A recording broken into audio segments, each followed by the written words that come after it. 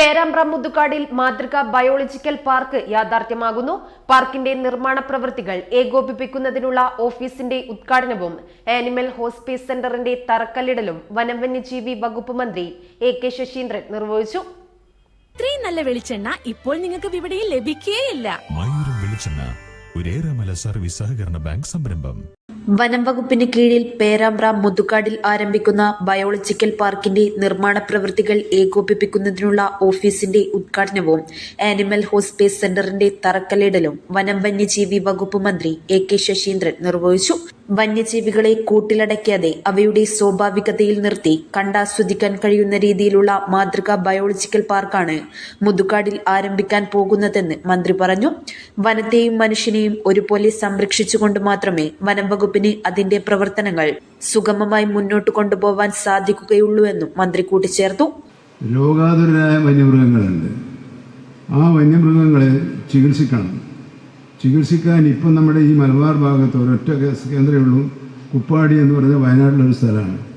അവിടെ അങ്ങനെ ചികിത്സിക്കാൻ പറ്റില്ല. ഇപ്പം നിങ്ങൾ കണ്ടല്ലേ, എല്ലാ ആഴ്ചയും ആനകൾ ചത്തൊടുങ്ങുന്ന വാർത്തയാണ് ഇപ്പോൾ നമ്മൾ കാണുന്നത്. അപ്പം അതിനാണ് ആനിമൽ ഹോസ്പീസ് സെൻറ്റർ എന്ന് പറയുന്നൊരു സങ്കല്പം നമ്മൾ ഉണ്ടാക്കിയിരിക്കുന്നത്. അവിടെ ഇത്തരത്തിൽ പരിചരണം ആവശ്യമുള്ളവരെ ചികിത്സിക്കാൻ ആവശ്യമായ ആശുപത്രിയാണ് പ്രധാനമായിട്ടും അവിടെ പ്രവർത്തനം ആരംഭിക്കുക. ആ ആശുപത്രിയിൽ പിടികൂടുന്ന വന്യജീവികളെ കൊണ്ടുവന്ന് ചികിത്സിച്ച് അവരെ കാട്ടിലേക്ക് തന്നെയാണ് തിരിച്ചയക്കേണ്ടതെങ്കിൽ കാട്ടിലേക്ക് തന്നെ തിരിച്ചയക്കാം. ഇവിടെ സൂക്ഷിക്കേണ്ടതാണെങ്കിൽ നമ്മുടെ പാർക്കിലേക്ക് അവരെ മാറ്റി ഇവിടെ സൂക്ഷിക്കാൻ കഴിയുന്ന വിധത്തിലുള്ള ഒരു ഗിവ് ആൻഡ് ടേക്ക്, കൊടുക്കൽ വാങ്ങൽ സംവിധാനമാണ് അവിടെ ഉണ്ടാവുക. അപ്പോൾ ആദ്യമായി ചെയ്യാൻ നമുക്ക് മറ്റ് അനുമതികളെല്ലാം ലഭിച്ചത് ആനിമൽ ഹോസ്പീസ് സെൻറ്ററിനാണ്. മറ്റേത് ടെൻഡർ വെച്ചിട്ടുണ്ട്, ടെൻഡർ നടപടികൾ പൂർത്തിയായിട്ടുണ്ട്. ഇപ്പോൾ ടെൻഡർ നടപടികൾ പൂർത്തിയായതിനു ശേഷമാണ് ഞങ്ങളിത് പ്രവൃത്തി ആരംഭിക്കാനുള്ള നടപടി ആരംഭിച്ചത്.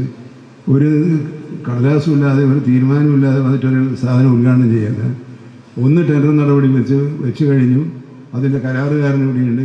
കരാറുകാരനോട് പറയുന്നത് സമയബന്ധിതമായി അത് പൂർത്തിയാക്കി ജനങ്ങൾക്ക് അതിൻ്റെ മെച്ചം എന്താണെന്ന് ബോധ്യപ്പെടുത്താൻ കഴിയണം.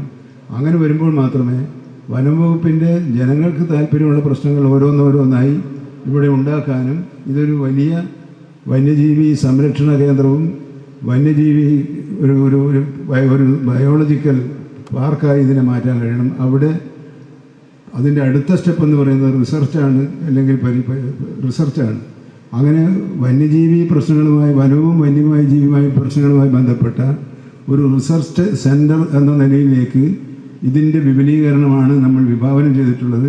പരിക്കേറ്റ വന്യമൃഗങ്ങളെ ചികിത്സിക്കുന്നതിനും പരിപാലിക്കുന്നതിനുമുള്ള കേന്ദ്രമാണ് animal hospice centre.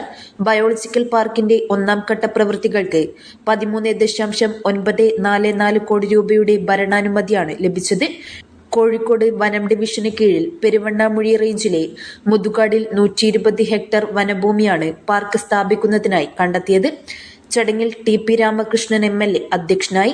Animal hospice centre പദ്ധതി additional principal chief forest conservator doctor J. Justin മോഹനും ബയോളജിക്കൽ പാർക്ക് പദ്ധതി സ്പെഷ്യൽ ഓഫീസർ കെ. സുനിൽകുമാറും പദ്ധതി വിശദീകരിച്ചു.